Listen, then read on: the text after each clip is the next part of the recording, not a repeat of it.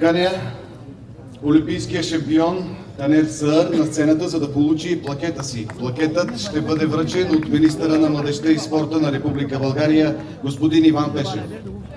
Başkanı Sayın Abdullah Eren. Каня на сцената европейският шампион Сунай Булут, за да получи своя плакет.